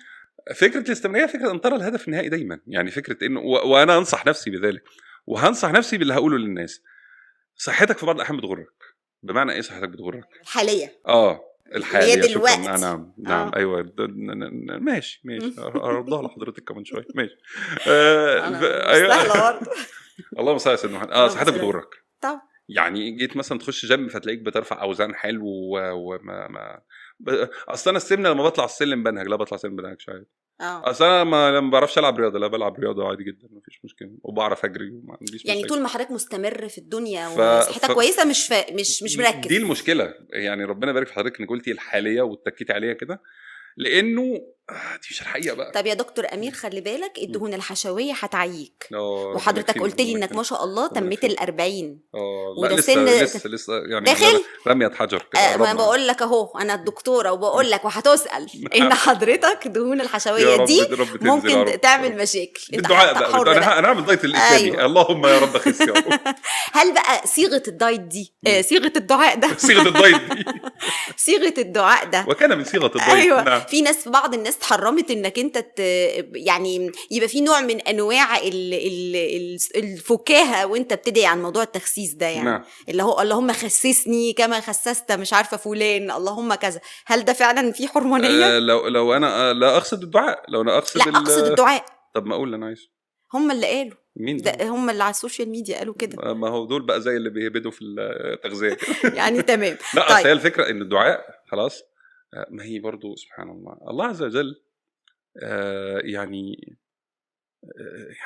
انا عارف انا بقول ايه يعني او يعلم سبحانه وبحمده يعني انا بقول ايه. يعني هو اللي بيدعي ربنا بالاردو والباكستاني والانجليزي والهندي ايوه مفيش لغه معينه مفيش يعني لما اقول له يا رب خسسني وانا اقصد ذلك انا عايز لا انا ممكن اقول اللهم خسسني كما خسست نيلي واجعل جسمي مثلها لا بصي هقول لحضرتك حاجه اتعلمتها واعلمها للناس دايما ندعي بالعافيه والستر. ايوه يعني اقول ايه اللهم مثلا ارزقني افضل وزن في عافيه وستر. ايوه صح. يعني ايه في عافيه وستر؟ ممكن يرزقك افضل وزن بمرض، في ناس بتخس بمرض، وممكن يرزقك افضل وزن بنفسيه سيئه. يبقى اللهم ارزقني بافضل وزن في عافيه وستر. هو عموما انت بصي اي دعاء ضيفي عليه كلمه في عافيه وستر. طب حلو، حضرتك ادينا بقى كده رساله للانسان اللي بيناضل علشان ينزل في الوزن وحواليه مغريات ويائس من حياته، او حتى اللي عايز يزيد في وزنه نحفان، والناس اللي حواليه. رساله لده ورساله طيب لده. الرساله الاولانيه ليه هو انه ثقتك في نفسك تاتي من علاقتك بالله عز وجل، وقيمتك عند الناس هي شيء ملوش وزن عند ربنا سبحانه وتعالى. النبي صلى الله عليه وسلم لما كان قاعد مع أصحابه مر عليه 2، واحد كده شكله حاجة كده ما حصلتش، فقال للصحابة إيه رأيكم في ده؟ فقالوا له يا ده إن تكلم نسمع وإن خطب يخطب، ويعني يلا بينا يعني. فنظر إلى واحد تاني فقير شكله كده ما يصرش، قال له طب وده؟ قالوا ده إن تكلم لا يسمع له. فالنبي صلى الله عليه وسلم مشور لهم على الفقير، قال هذا خير من ملء الأرض من هذا. لا الشكل ولا الوزن ولا رأي الناس فيك ولا كل ده ملوش قيمة. حضرتك فكرتني بترند اليومين دول على السوشيال ميديا، بيوروا صورتين للناس تفتكروا مين فيهم المجرم ومين فيهم اللي مش مجرم، وسبحان الله دايما اللي بيشار إليه إن هو المجرم قد يكون أكثر طبعا يعني سبحان الله مش بالمظهر يعني. فقيمة الإنسان عند ربه سبحانه وتعالى من قلبه، من علاقته بالله، من قربه منه. فدي قيمتك، ما فيش حاجة تانية قيمتك، لا فلوسك ولا وزنك ولا شكل، فيش حاجة تانية قيمتك. فرقم 1 علي قيمتك الحقيقية وقرب منها، دي رقم 1. رقم 2 استمر في سعيك. يعني ايه؟ يعني بسم الله الرحمن الرحيم لازم اكمل سعي. رقم 3 استعن بالله في سعيك. اللي بيمشي في الطريق لوحده يتوه، واللي ماشي في الدنيا لوحده غلبان. والله العظيم اللي ماشي في الدنيا لوحده دي في اي حاجة ببقى عايز ابص له عياط، عايز اقول له يا ابني والله العظيم انت خسران اهم ما في الدنيا وهي معية الله. عايز تتوب من ذنب، عايز تخس في وزن، عايز فلوس، عايز تنجح، عايز يا رب يا رب. رقم 4 أن تثق في حكمة الله. إن ربنا ما ادكش دلوقتي يبقى ما ادانيش وأنا مكمل طبعا، نتك على دي طبعا. بس لأنه أنت بتطرق الباب ولا تعلم متى يفتح. ممكن تقعد 1 و2 و3 بنتكلم عن الدايت، 1 و2 و3 و5 بتعمل دايت وبيتفشل وهتتحسن والنجاح جاي وهيفتح إن شاء الله. وتفشل دي ميزانها دي كانت اللي جايه. هو ايه ميزان تفشل وتنجح؟ اي نتيجه هي نجاح. يعني مجرد ما انت خدت خطوه لقدام انت نجحت.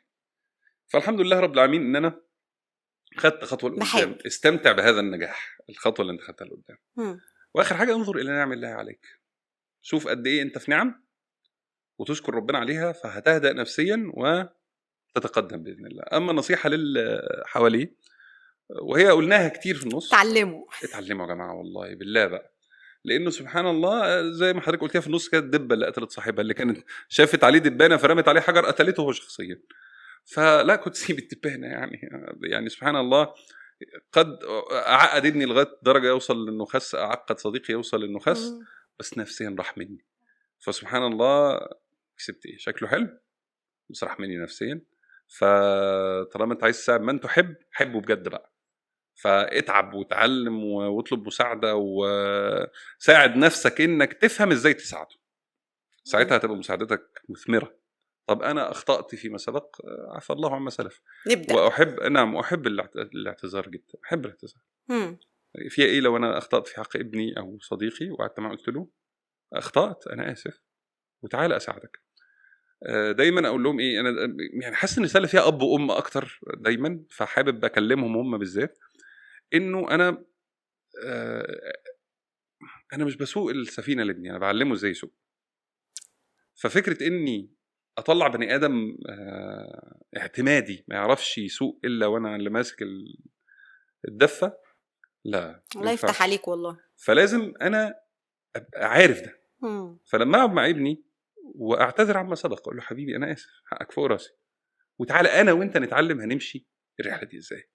احساسي بوحدتي في رحلتي هو احساس في غايه السوء، الوحده احساس موحش، لكن احساسي بمعيه من احب احساس جميل، فهتبقى الرحله نفسها حلوه. يبقى اتعلم واعتذر عما سبق ان اخطات. نعم صح. طيب يعني انا كنت سعيده جدا بوجود جزاك الله حضرتك خير. النهارده. يا اهلا فاضل وسهلا. حاجه واحده بس، نعم. تقليد كده بنعمله في البودكاست، ان نعم. حضرتك تسالني سؤال. بسم الله الرحمن الرحيم. أيوة. طيب نصلي على النبي. اللهم صل عليه. حضرتك ما شاء الله ربنا يحفظك يا رب دكتورة ناجحة في حياتك العملية. طب هل الحياة لا الخاصة حول ولا قوه الا بالله. وهي الزوج والأولاد ايوه. قيمة في حياة المرأة الناجحة عمليا؟ بمعنى ايه قيمه؟ يعني نجاحك الداخلي مهم زي نجاحك الخارجي، ولا أقل أهمية، ولا بنضعه فين؟ الرسالة دي أنا عايز أقدمها لمين بس؟ أنا عايز أقدمها لمين؟ الرسالة دي أنا عايز أقدمها لمن يرى إنه الأم والزوجة الشاطرة اللي واخدة بالها كويس قوي من جوزها وأولادها هي امرأة فاشلة لا قيمة لها مجتمعيا، وإن المرأة الناجحة عمليا هي دي اللي ليها قيمة مجتمعيا. وفي نفس الوقت من يرى إن المرأة الناجحة عمليا هي بالتالي بالضرورة لازم تكون امرأة فاشلة داخليا. فهل دي حقيقة ولا ينفع التوفيق ما بين الاثنين؟ طب ما ينفعش انا اسالك السؤال ده، هل دي حقيقه بما انك ما شاء الله يعني بتحتك وعلى السوشيال ميديا وعندك رساله معينه بتشوف طيب. ان ده رايك؟ طيب ما انت رديتي عليا السؤال وانا هبلعها. اصل انا اتسالته كتير وانا هبلعها خلاص هبلعها. طب صلي على النبي. اللهم صل على سيدنا. ربنا يرضى عنك يا دكتور، ويرضى عنكم جميعا يا رب العالمين، ويرضى عن كل اللي شافنا واللي ما شفناش، ربنا يرضى عنا جميعا. حقيقة فكرة دور المرأة الأول واللي ربنا سبحانه وتعالى يرضى عنها به، وأهم حاجة تسأل عليه هي الأسرة، لأن سبحان الله ربنا جعل للست هي حضرتك درس علم نفس، فبالتالي فكرة إنه قدرة المرأة على الإدارة بتاعت التربية بالذات، فهي ده ربنا سبحانه وتعالى جعلها فيها، هي اللي تقدر تستحمل عياط البيبي ودبدبته، وهي اللي تقدر تمشي معاه خطواته الأولى، وهي اللي تقدر تساعده فيما يلي من حياته. والأب ليه دور عظيم طبعا، ولكن الأم دي سبحان الله أكثر الناس لما بقى معاه متأثر بيبقى متأثر بأمه ويذكر أمه. ففكرة الدور ده هو دور في غاية الأهمية، والمرأة اللي شافت إنه أنا مش حابة إني أكون غير أم وزوجة، أيوة طبعا هي مرأة جزاها الله خيرا طبعا، وإن نجحت في ده إنها تبقى زوجة كويسة وأم أدت رسالتها، مش أدت رسالتها، هي يرضى الله عنها، ينظر الله لها نظرة رضا، يرزقنا رضا ربنا، اللهم آمين رب العالمين. طيب والمرأة اللي ربنا سبحانه وتعالى من عليها بأنها اشتغلت، ودي حاجة من الابتلاءات. ليه؟ لأنه هل هي ضرورية يا دكتورة؟ الإجابة نعم. يعني لو في مجالات ان فقدت المرأة نفتقدها.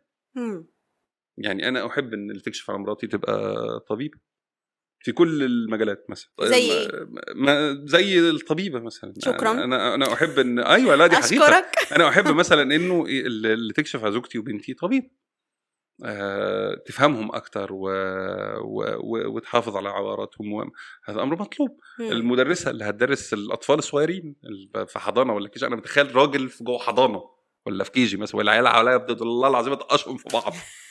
محتاجين حد صابر يستطيع الصبر عليهم ويعلمهم. يبقى دور المرأة العاملة برضو مهم، مطلوب، بس ابتلاء.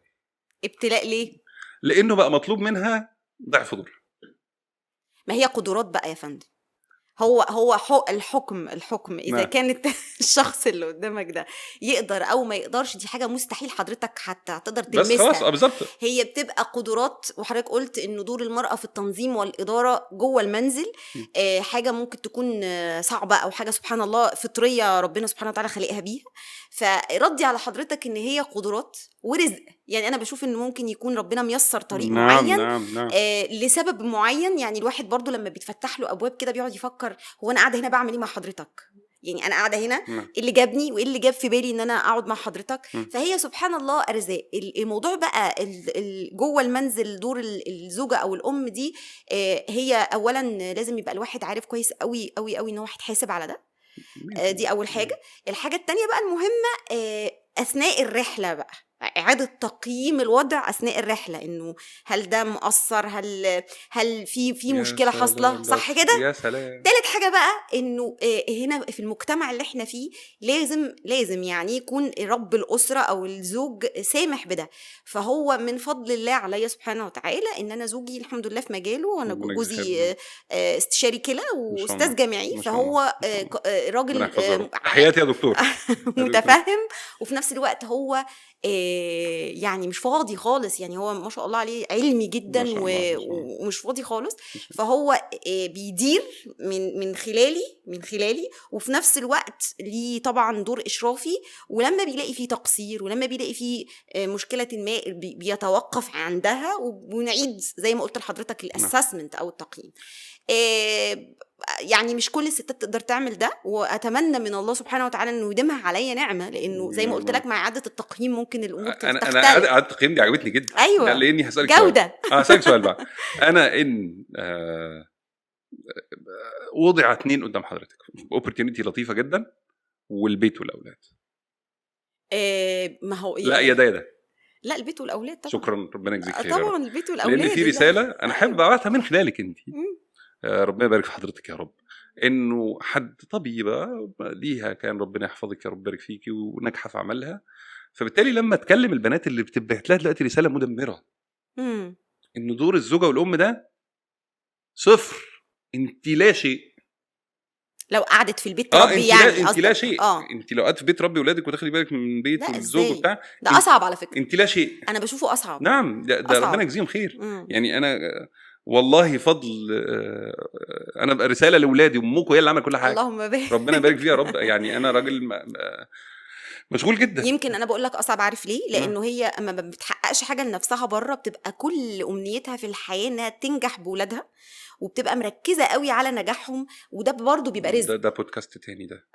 ده برضه بيبقى رزق. اصل انا عايز اقول فيه حاجه برضه، انه انا كنت بقولها لمراتي، نجاح الولاد ده نجاحهم هم، مش نجاحك انت. ايوه، دي مشكله كبيره. انت نجحتي بمجرد اجتهادك. الاجتهاد، انت عملتي اللي عليكي قصاد ولادك.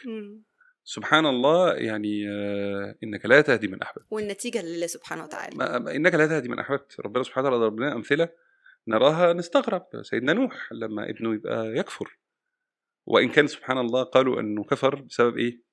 الام السيئه اللي زوجة سيدنا نوح. ففكره الام ودور الام في غايه الاهميه. فهي رساله مدمره. يعني. فهي رساله مدمره. انا بس كنت حابب ان احنا نبعت ايه الرساله المضاده من خلال حضرتك، عشان ما حدش يقول لي ايه اصل انت راجل وايدك في الميه وما تعرفش حاجه وبتاع. فيا جماعه الرساله جايه من الدكتوره، فمش من عندي. انه لو في النهايه كان في البيت والاولاد او نجاح عملي قد اترك شيء منه، فالدكتوره قالت الاختيار صح كده. صح. ربنا يجزيك خير. جزاك الله جزانا واياكم، وشكرا لحضرتك، جزاك الله كل خير. ويا رب يجعل كل كلمه حضرتك قلتها النهارده في ميزان حسناتك يا رب. امين. وتكون هتفيد كل الناس اللي هتتابعنا، وفي الاخر الناس تسعى والناس تركز والناس تجتهد وتسيب النتيجه على الله سبحانه وتعالى، والاستمراريه هي المفتاح. وارحموا من في الارض يرحمكم من في السماء، وخليكم لينين وتعلموا. هو ده اللي احنا طلعنا بيه من البودكاست النهارده. واشكرك من كل قلبي ان حضرتك فضيت من وقتك. انا يعني بس حابه ابعت للناس ان حضرتك كنت مشغول جدا، ومع ذلك فضيت من وقتك علشان تيجي معايا في البودكاست. شرف لي يا فندم. فيعني جزاك الله كل خير. ربنا يجزيك خير. شكرا يا اهلا وسهلا. السلام عليكم. شكرا. عليكم السلام. سبحانك اللهم وبحمدك، اشهد ان لا اله الا انت، استغفرك واتوب اليك.